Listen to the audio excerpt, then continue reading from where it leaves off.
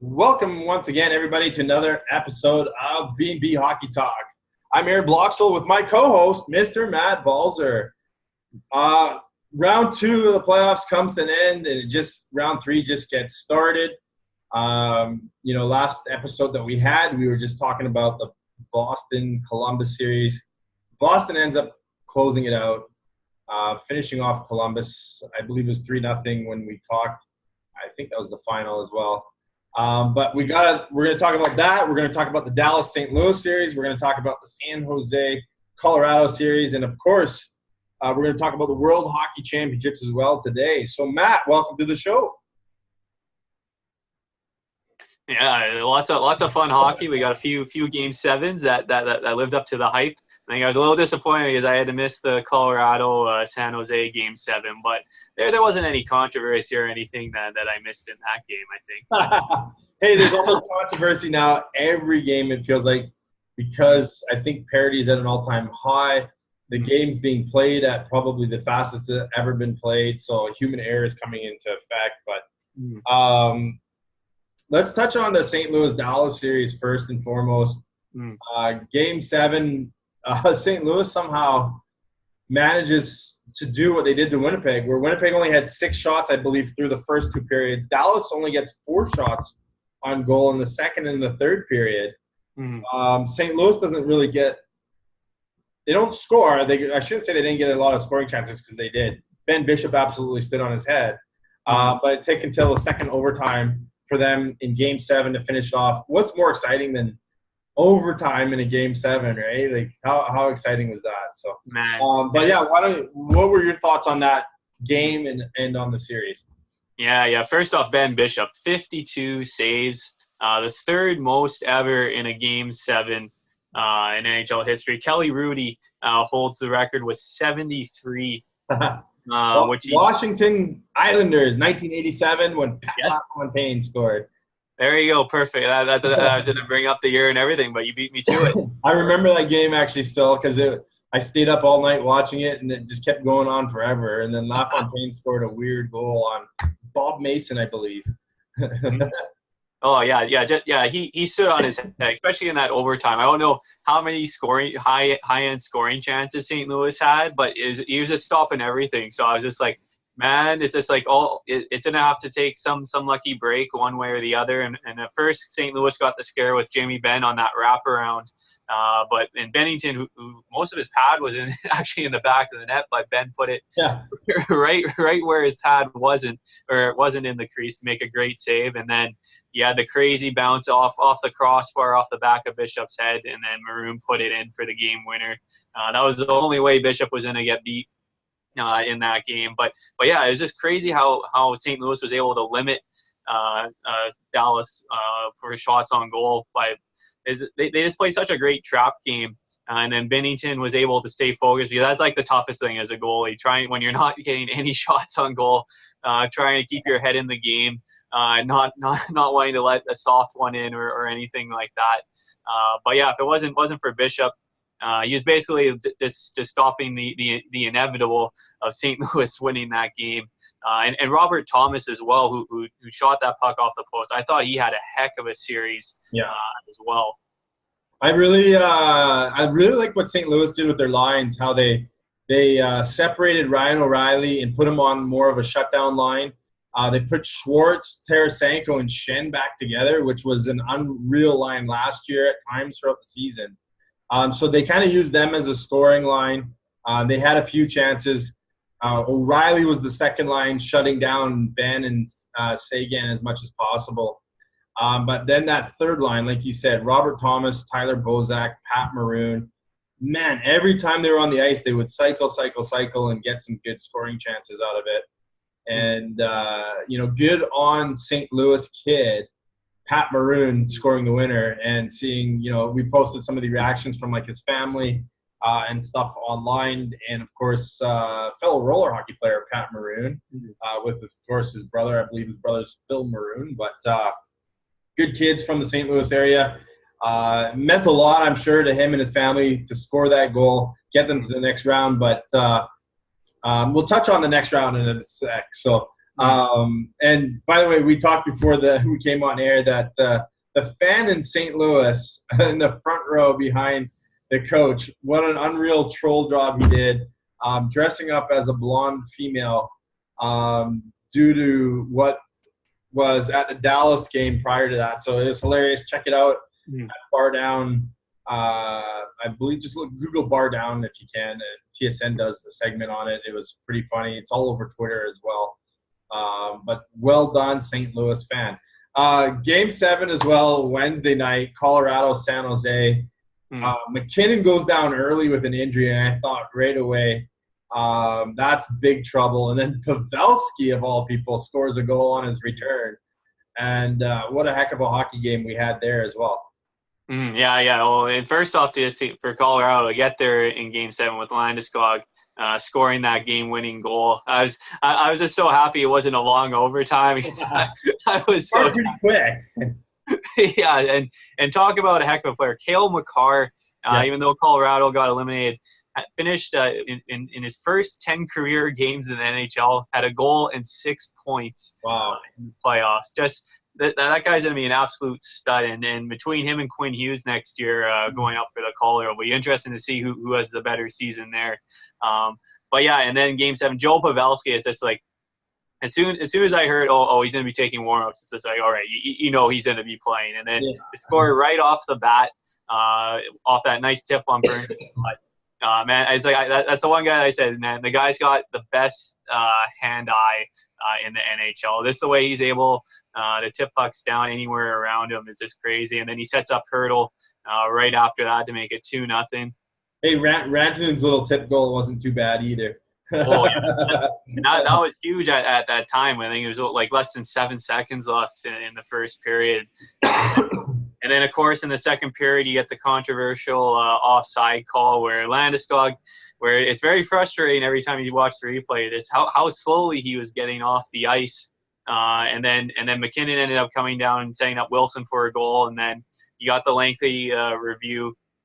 And then I know Colorado ended up having 6 guys on the ice, but it really does suck that in San Jose the bench doors are right inside the blue line there, and he took so much time. So it's just really frustrating because like with offsides, it's getting really nitty-picky sort of thing with how you have to zoom in really, really closely to figure out what the offside was, when originally it was just supposed to be like, well, where you had the Matt Duchene goal where he was a couple feet offside and they called it onside and he ended up scoring. So I think it's something the NHL can look into because it's just like I think they got the call right, but it's stuff like that where like in any other game you wouldn't even really notice it unless you really look at the play. But and then of course San Jose ends up winning in Game 7. Like Martin Jones, he had that huge pad save in the final minute. Yeah, I think that he's 3-0 now in Game 7s, and he's really come up clutch.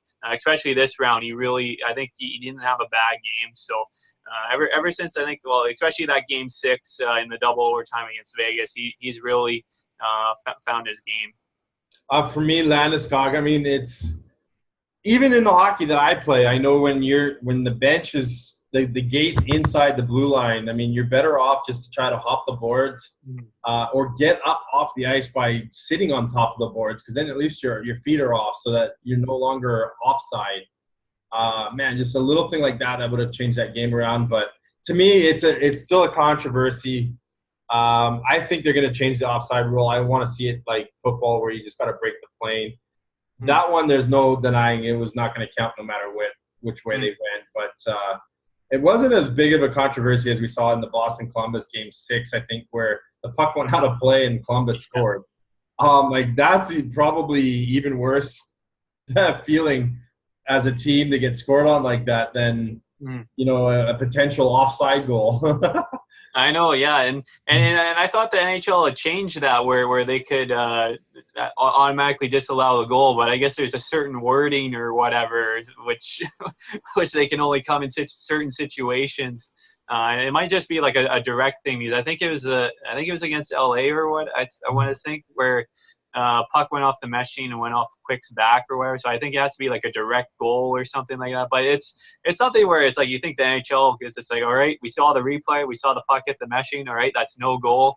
And then you go on from there. But I guess they always got to add like these little rules in between everything to complicate things. Well, I mean, just look at how fast the game's played. I mean, we look at the controversy. It wasn't controversy, but at the time, I mean, I would have been pretty pissed off if I was St. Louis in the St. Louis-Dallas Game 7. The Zuccarello goal, it only happened because of the bounce off the ref's skate right in front. Mm-hmm. And yeah, it's just like it's just one of those bad bounces too. It's like you go that and then off the side of the net, and then Binnington sort of scrambling and you're trying to figure out where the puck is, and then it goes in. It's just, man, it's like with that, it's like I don't think I had as much of a problem just because I think Perron's his first pass went off the boards, and then when it came out, it sort of glanced off the refs. Like it wasn't like a direct where it just like it bounced right off to Zuccarello and went in. I think it might have been disallowed. I think if it went right to him, like directly, if it didn't go off the side of the net or something like that, I'd have to look at the exact. No, I think it still counts. It's only when it hits the ref and goes in the net that it's disallowed. Oh, okay, yeah, sort of like the. Yeah, it could still hit a skate and go to a player. So I mean. Oh, okay. It's not the first time I've seen that. I mean, that it's unfortunate. I know the refs do their best to get out of the way. It just sometimes there's only so much space that they have out there. In the game, like I said, it happens so fast now that bad bounces like that happen. But the hockey gods came through and evened it out, right? So how did we do? I guess we both had. I think I went 0 for 4. Did we? I know I went with St. Louis over Dallas. Yeah. I think. Well, I went with my heart. And I went with Boston over Columbus. Yeah. I picked Columbus, and then I picked the Islanders. And wow, did I eat my words there? And then I think I picked Colorado in 6 or 7 games, and then I think we both picked Colorado in a long series there. Yeah, and then I had Dallas in 6 or 7 games. So I think I got the amount of games right for the most part. It's just I just chose the wrong team. Yeah, so I think I went 2-2 again. I went 2-2 the first round, or no, first round was 8 series. I don't remember. I think I was 3. Anyways, we're doing better than most of the experts out there, only because it's so unpredictable. Here. So Boston ends up beating Carolina in Game 1 last night. We've got St. Louis in San Jose tomorrow night for their Game 1. Who are you taking in the 2 series and in how many games? All right, so this I'll go Boston and Carolina because this should be the easier pick out of the 2. I'm gonna go with Boston. I'll go with 6 games. I know it's really tough because you're going against Carolina for the 3rd straight time. I know, yeah. Well, I'll go with Boston just because I think they're just playing so well, and especially Tuukka Rask. His numbers in the playoffs now in 14 games, a .938 save percentage and a 2.02 goals against average. The guy is just playing unreal hockey, and especially last game in the first 2 periods where Boston wasn't exactly on the top of their game. He made maybe like 4 or 5 just unbelievable saves to keep them in it before they got the 2 power play goals to start the 3rd period.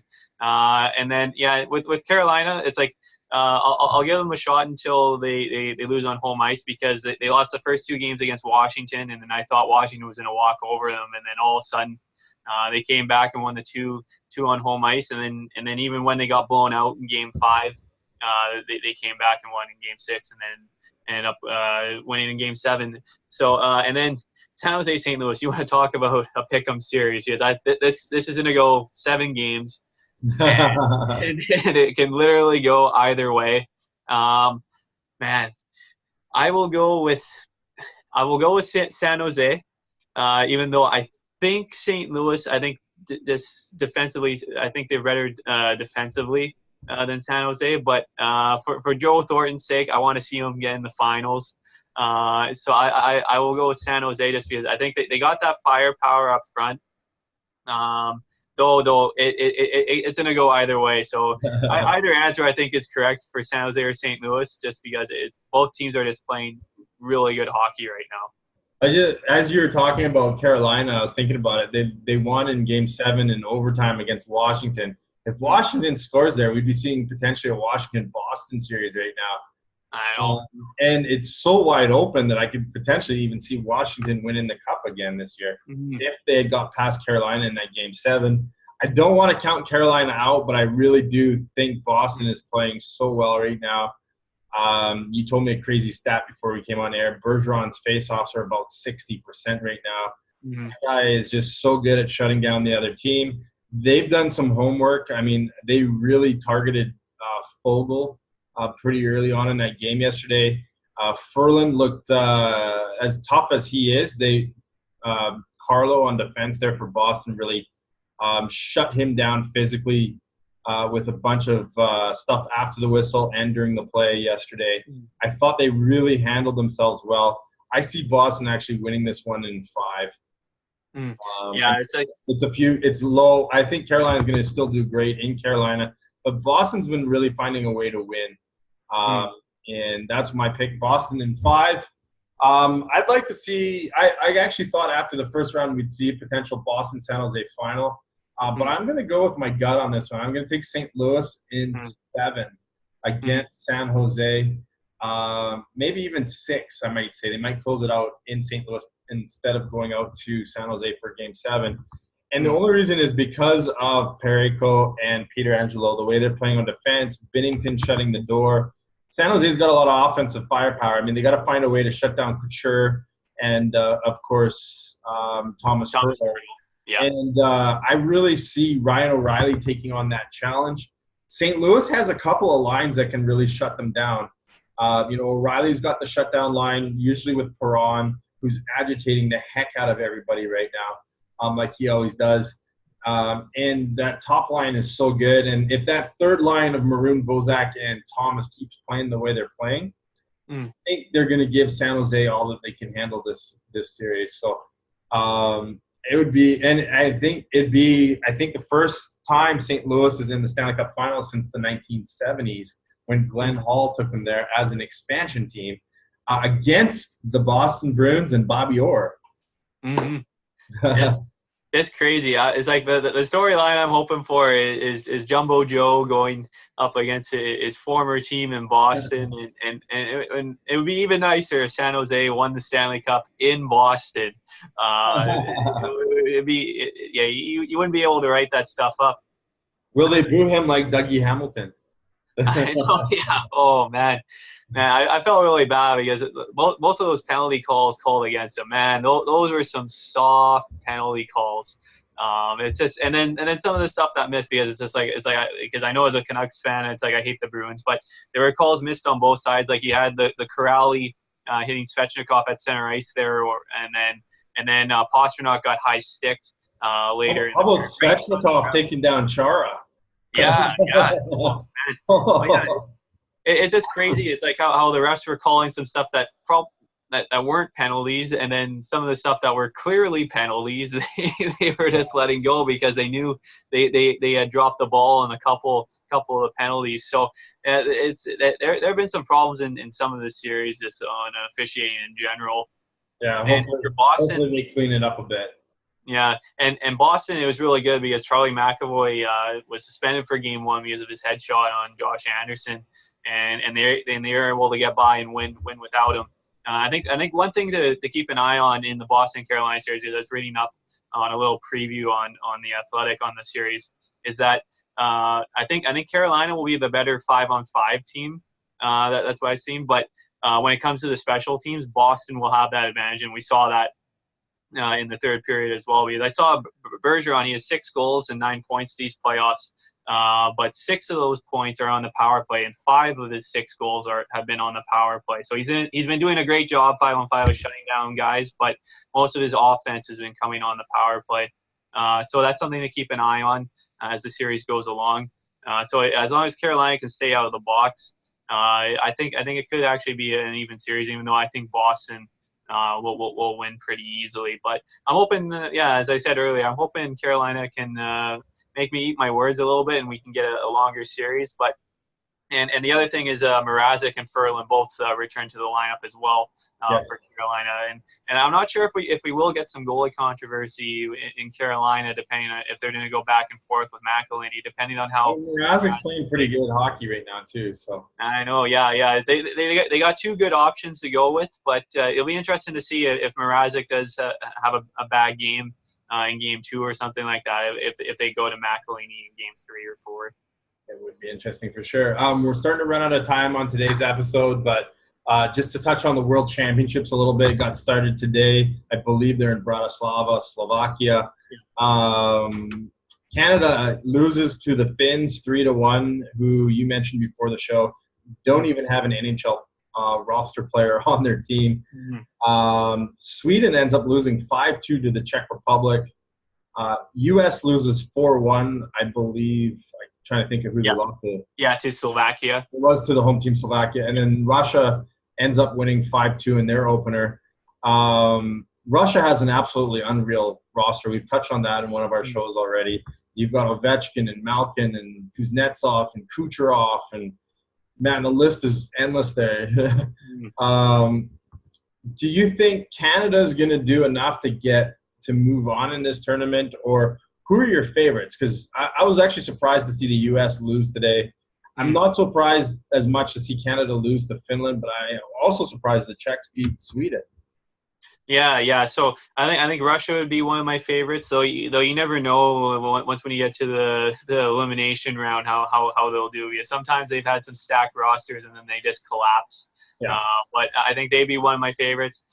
Canada, I like their roster though. They lost John Tavares, who got an oblique injury and had to fly back to Toronto to be reevaluated. So that's a huge loss. But they picked up Pierre-Luc Dubois and Tyson Jost today to add to their roster. So they should be back in the lineup for maybe possibly next game. And Sweden would have been one of my favorites too, especially I think they got John Klingberg coming over now and Alexander Wenberg. I think Sweden would be a favorite. But yeah, the thing is, it's just with a lot of these countries, it can go either way because usually you get some upsets here and there. The U.S., I don't think they did well last year, I'd say. But and they've got a really young team, I think, this time around as well.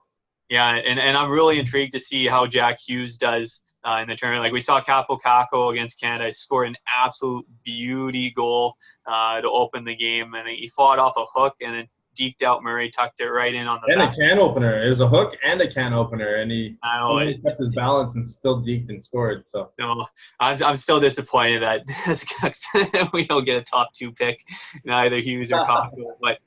But yeah, and just on some Canuck news, Elias Pettersson, he did have an assist in the opening game for Sweden. Absolutely sick pass between his own feet while being tripped into the slot, and then I forget who scored the goal off the top of my head, but it's just an absolute sick pass. And then for Russia, Kucherov had the three points. Malkin had a couple points, and then Czech Republic, Jacob Vrana was the big gun there. He had 2 goals in that game. So, and the Czechs, it'll be interesting because the thing is it comes down to goaltending a lot because like Slovakia, we saw like with Halak still being with Boston, they don't have their number 1 goalie there, and it was Patrick Rybar made 25 saves against the U.S. So. And it's really good, especially when you got the hosting country. You want them to do really well, and they got some really good guys like Thomas Tatar had a goal today as well. Tatar, yeah. I'll remember him for a while because I still remember him in the World Juniors where he was an absolute monster for Slovakia back then. So that's the World Championships is an absolute grind. I think they play 7 round robin games before they play the placement games. I mean, Canada's playing teams like Great Britain this time around and stuff. So it'll be congrats by the way to Great Britain for tearing up into the top division. But I know today it had a lot of the big hockey powers against each other.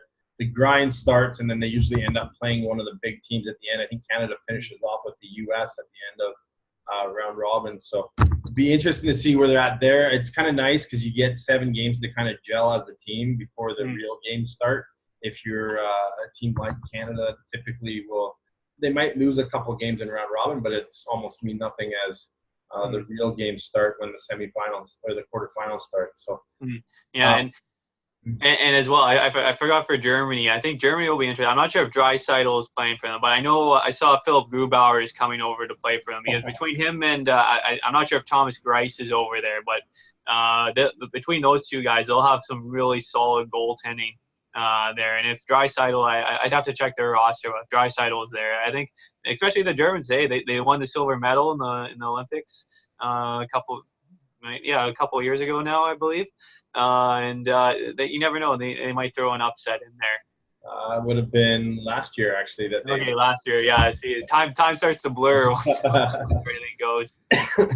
Yeah, well, remember to like and subscribe to our channel on Facebook or YouTube, and leave your comments down below right here. Talk to us about your World Championship team if you're watching that, or about who you think will win in this round of the Stanley Cup playoffs. So we'll be back next week. Continue to watch the channel on Facebook for all the highlights, or you can just join us on this show on YouTube.